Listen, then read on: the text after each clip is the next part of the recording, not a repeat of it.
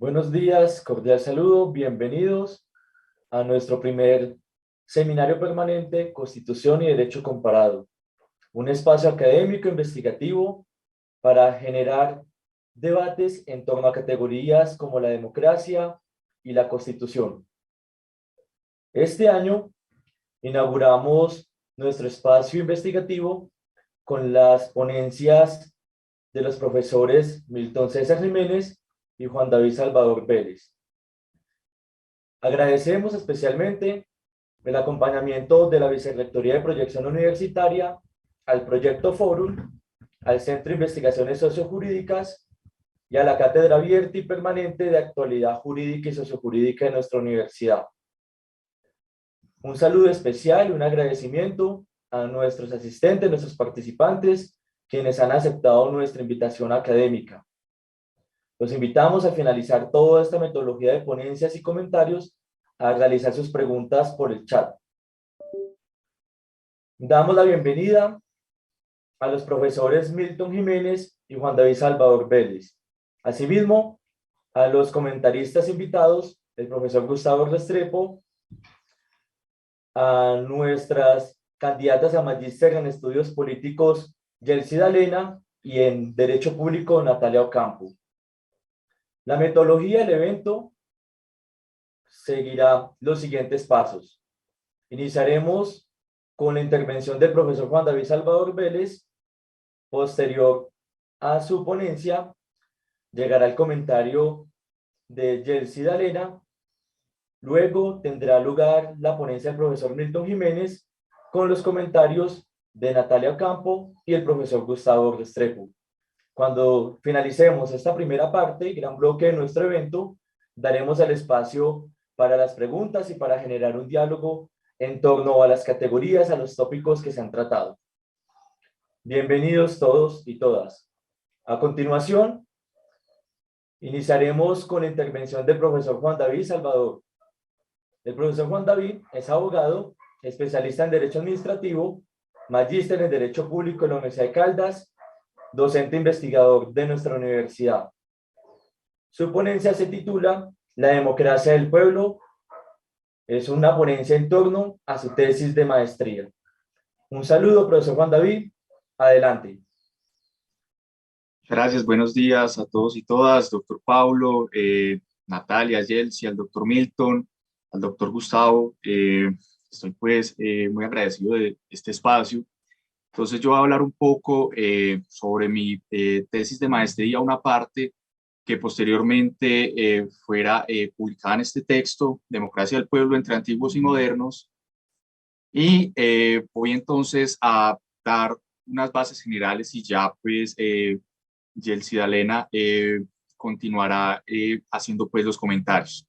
Entonces, en primer lugar, lo que se buscó en esta obra fue dar un desarrollo a un marco teórico de la democracia, desde la antigüedad hasta la modernidad, buscando el desarrollo de un concepto robusto de democracia y en particular ese origen de la democracia constitucional y la democracia republicana. Entonces vamos desde la antigüedad haciendo esta exploración. El título de esta obra surge, recuerdo muy bien las clases, que en paz descanse, del doctor José Félix Restrepo, que nos decía, la democracia es el gobierno del pueblo, por el pueblo y para el pueblo, citando aquí a Abraham Lincoln, pero entonces, ¿cómo hacer para que esa democracia sea recuperada por el pueblo? Esa es una gran pregunta y sea ejercida por el pueblo. Esta pregunta fue quizás una de esas orientadoras y por eso se dio todo este desarrollo a la evolución de la democracia ateniense. Entonces allí se explora desde ese cambio de la moral agonal, donde la virtud era para los mejores, para los héroes, a pasar a una moral democrática, con una lógica más igualitaria. Como característico de ello es el siglo de oro de Pericles, y bueno, se dan diferentes debates entre sofistas, entre filósofos, sobre la idea de cómo debería ser un buen gobierno, cómo debería orientarse lo público. Entonces son bastante interesantes esos debates. Ya luego en Roma, pues encontramos una visión, una organización republicana, pero que se da, como lo señala Maquiavelo, gracias al conflicto, a la disputa, no sea porque hubo un legislador que estableció una constitución, unas normas, sino que fue en el conflicto, en la disputa, donde se da una república con unas características democráticas, en particular por la participación del pueblo a través de instituciones como los tribunos de la plebe. En la Edad Media se pueden resaltar algunos estudios en base a estas ideas políticas, a Aristóteles, que quizás, como dice John Pocock, fue el padre del republicanismo. Entonces encontramos acá lecturas de quizás Agustín de Hipona, Tomás de Aquino, Dante Alighieri, que buscaba la separación de la iglesia y el Estado, el Estado monárquico o el emergente Estado monárquico. Pero se caracteriza especialmente a Marsilio de Padua, donde resalta que esas decisiones debían beneficiar a las mayorías de manera de una protodemocracia con unos elementos para corregir las decisiones. Ya luego se hace un puente entre antigüedad y las emergentes democracias renacentistas o repúblicas renacentistas más bien, porque la república puede tener el elemento aristocrático, monárquico, pero también democrático. Y según quien predomine, pues va a dar esa característica más fuerte, ese rasgo distintivo a la república. Entonces acá se dio un desarrollo a tres conceptos de libertad: la libertad antigua, moderna, como no dominación ya de corte republicano, que se basa pues en esa lógica amo-esclavo, y la libertad es realmente quien no es esclavo, ¿cierto? Sería un concepto desde más la digesto del derecho romano. Y eso nos sirve para llegar ya a ese renacimiento de la democracia. Entonces, acá leemos a Maquiavelo, una lectura quizás muy diferente a la que se ha mostrado de Maquiavelo, o a la que ha sido muy tradicional, solo del Príncipe.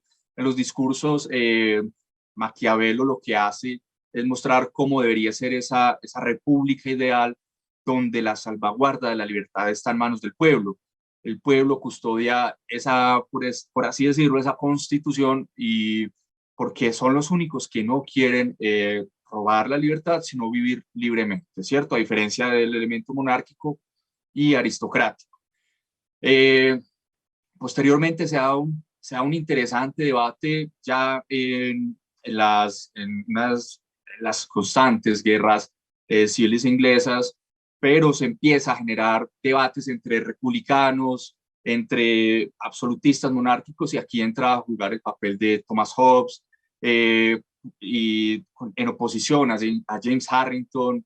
Y bueno, a partir de esto renace, por así decirlo, la idea republicana democrática, que luego va a ser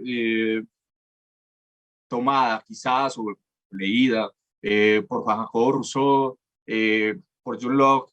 También tiene un impacto en la Revolución Francesa. Recordamos a la Sieyès. Y bueno, en últimas, para no extenderme mucho, llegamos a una complementariedad de lecturas entre Immanuel Kant y Juan Jacobo Rousseau, donde se entiende que hay que hacer una armonización allí para entender cómo surge, al menos en manera ideológica, todo el Estado constitucional democrático. Y acá hablamos entonces ya a través de Rousseau, de la voluntad popular, de la soberanía popular. Esa soberanía radicaba en el pueblo, y encontramos elementos de democracia deliberativa. No es algo abstracto, sino que se construye en el diálogo, en el debate común entre ciudadanos, ciudadanas, y ya a partir de eso se crea esa voluntad, por así decirlo, a partir de ese diálogo se van construyendo decisiones, se van construyendo ideas, que en últimas son las que deben impactar las decisiones públicas y las decisiones políticas. Desde la lectura de Kant, claro, se encontraba allí un temor a la democracia, porque, bueno, estaba todo este antecedente de, lo mismo que en Rousseau, este antecedente de la democracia en Atenas, que a veces se desbocaba y se podría volver una democracia más de la muchedumbre, una autocracia o el gobierno de la muchedumbre, ¿cierto? Y esto generaba ciertos temores, pero allí es donde nace ese normativismo, esa constitución republicana para un pueblo de demonios, es decir, se empiezan a crear a partir de la ficción, de lo nouménico como fundamento último, esa visión constitucional para contener las mayorías. Entonces, lo que se hace acá es hacer que lo político quede subordinado a lo jurídico, ¿cierto? A partir de una constitución, o más bien la política. Ya en los neocantianos, Max Weber, Hans Kelsen, Gustav Radbruch, pues empieza a haber una complementariedad allí de esta teoría de Kant. Y en particular, frente a Hans Kelsen, se encuentra cómo puede ser muy bien complementada esta visión de Immanuel Kant. Entonces, lo que Kelsen propone es, claro, esa constitución, esa norma básica fundamental, a partir de lo nouménico, no de lo fenomenológico, ¿cierto? Y con esto se logra subordinar el ejercicio de la política, pero bajo ideas fundantes de lo político, como lo son la tolerancia, el pluralismo, el respeto, pero también la idea del Estado social, porque Kant presentaba también esa visión social que en últimas entra a complementar ese excesivo formalismo de Kelsen. Y ya para finalizar, nos encontramos ahora en la contemporaneidad con algunos elementos, como lo han llamado algunos doctrinantes, algunos teóricos, algunos elementos que entran a destruir esa visión democrática. Ya hay lo que se puede denominar un síndrome de fatiga democrática, una erosión democrática, una crisis del parlamentarismo. Y bueno, ¿cuáles serían quizás esas posturas para lograr legitimar esto? Legitimar la democracia nuevamente, volver a lograr construir esa unión, o más bien ese poder constituyente que pueda fortalecerse y que pueda zanjar estos resquebrajamientos con lo constituido. Pues allí entonces entran varias lecturas, ¿cierto? Está todo el debate Schmitt-Kelsen sobre el parlamentarismo. También podemos hablar de la legitimidad de los parlamentos desde Jeremy Waldron. Y en particular la democracia deliberativa ha sido bien interesante porque retoma esa tradición republicana, pero también la visión normativa le agrega ciertos elementos para que las personas del común puedan volver a deliberar, puedan volver a debatir y a controlar lo público, ¿cierto? Es como volver a abrir la puerta al poder constituyente para que se pueda ser quizás ejercido de una manera más permanente, revivir esa idea de pueblo. Y entonces acá hablamos ya de quizás un retorno a los orígenes de la democracia. Hay varios textos donde se muestra ese, esa, ese rasgo de la democracia moderna como quizás un poco aristocrática o hasta oligárquica. Encontramos allí a Bernard Manin en los principios del gobierno representativo, pero también hay algunas salidas, ¿cierto? Entonces, por ejemplo, James Fishkin ha mostrado los minis públicos, las encuestas deliberativas, Pierre Rosanvallon también nos trae la democracia digital, los parlamentos abiertos, otras visiones como la de Sebastián Linares traen la democracia participativa epistémica y bueno, en general lo que se busca acá es abrir ese debate sobre cómo orientar lo público, sobre cómo orientar la sociedad y cómo revivir esa idea democrática. Entonces creo que hasta acá sería mi exposición. Entonces, muchas gracias y agradezco nuevamente el espacio. Entonces, doctor Pablo. Muchas gracias, profesor Juan David, por su excelente intervención en torno a una magnífica obra con alcance no solamente jurídico, sino de teoría política, filosofía política y la historia. Realmente nos muestra con su intervención los elementos que configuran la democracia del pueblo a través de una línea y un orden cronológico que nos llega hasta la democracia deliberativa. A continuación, el comentario de la candidata magíster en estudios políticos, del Sindalena Ortiz. Adelante. Buenos días para todos. como ya me presentó Pablo, yo soy Yeltsia Elena Ortiz, yo soy egresada del programa de Derecho, también soy politóloga y actualmente candidata a la maestría en estudios políticos. Bueno, en primer lugar quiero pues extender digamos como un gran saludo a mi amigo Juan David Salvador, felicitarlo por su libro. Tuve la oportunidad, el privilegio de leer completo todo el libro. Fue una jornada muy difícil, pero fue una jornada muy productiva. De verdad que me reconectó un poco con la teoría que me hacía falta y creo que es base para todos los estudiantes, especialmente en la universidad. Bueno, ahora sí, para adentrarme en las discusiones que el libro refiere, pues como él ya lo presentó, este libro pues está fraccionado en tres grandes capítulos.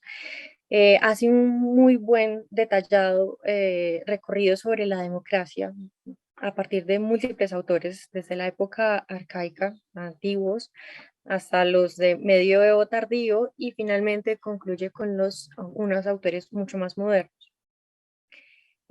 Una de las ventajas que tiene este libro es que los capítulos guardan un hilo conductor. En algunas ocasiones el hilo conductor se ve mediado por la libertad en sus diferentes concepciones, positiva y negativa, también la república. Finalmente, desemboca pues en un tema de democracia que finalmente da un vuelco hacia el tema deliberativo que más adelante abordaré.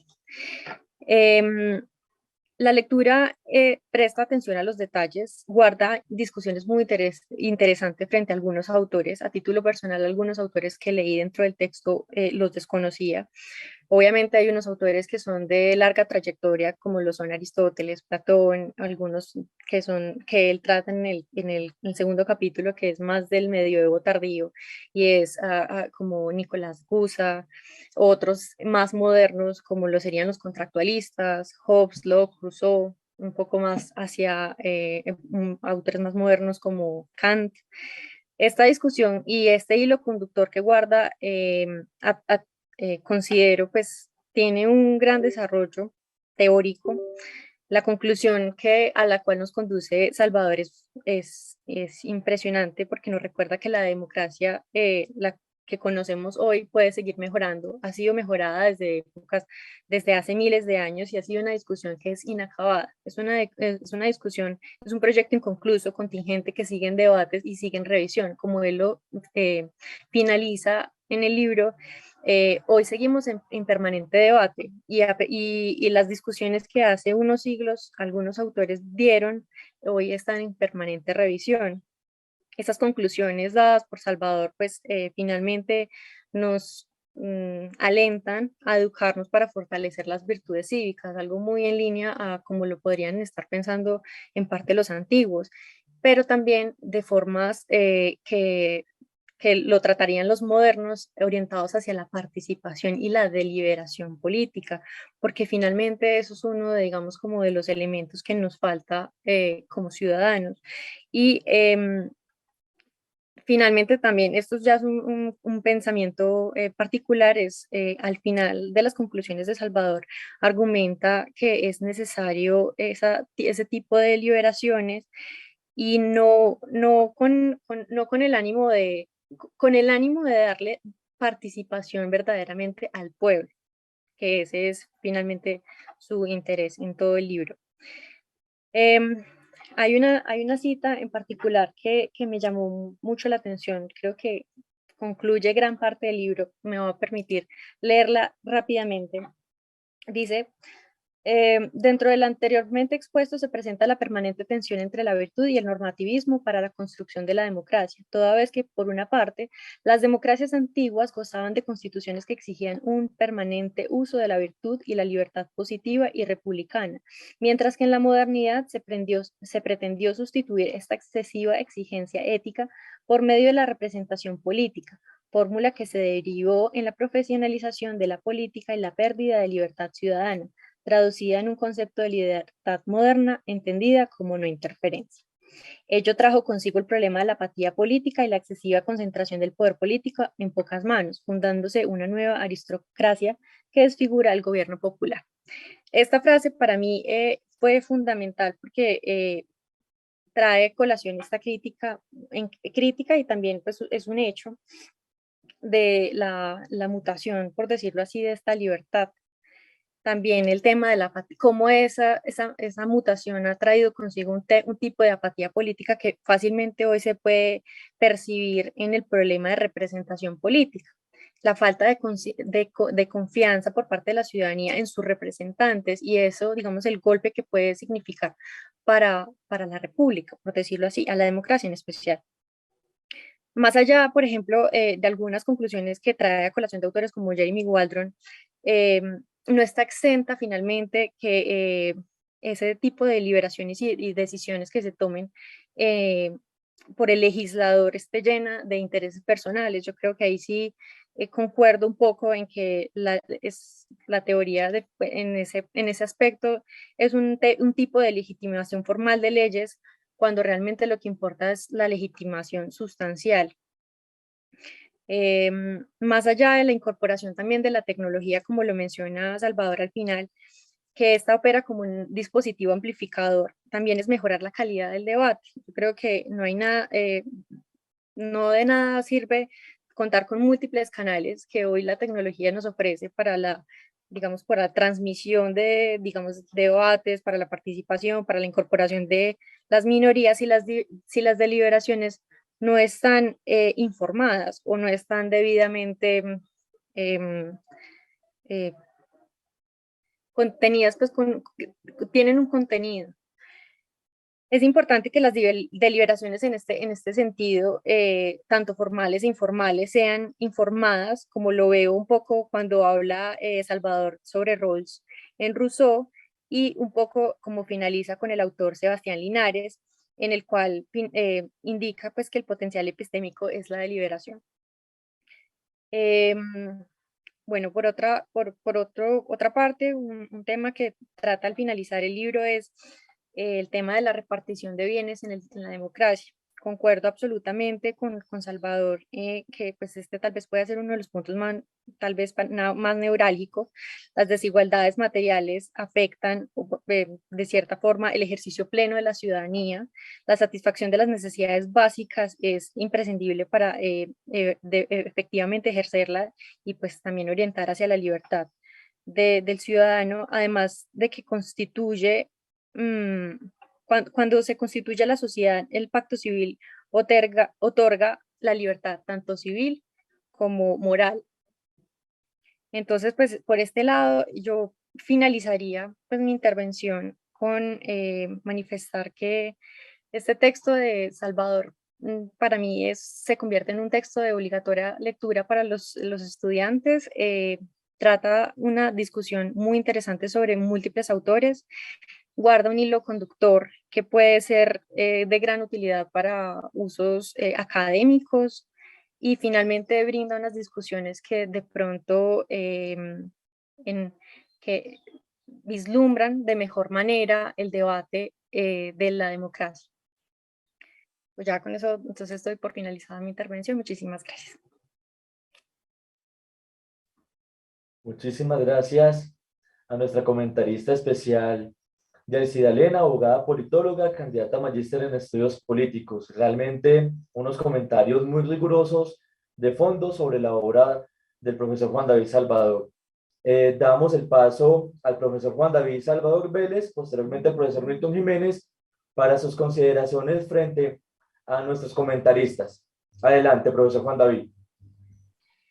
Bueno, no, muchas gracias de maravillosos comentarios. Es un impulso para seguir construyendo la academia, esta comunidad académica tan valiosa, tan importante de nuestra universidad y a nivel pues de nuestra ciudad y ojalá pues a futuro a nivel nacional, ¿cierto? Entonces, mil gracias a Yeltsin, Natalia, al profesor Gustavo, al doctor Paulo, doctor Milton.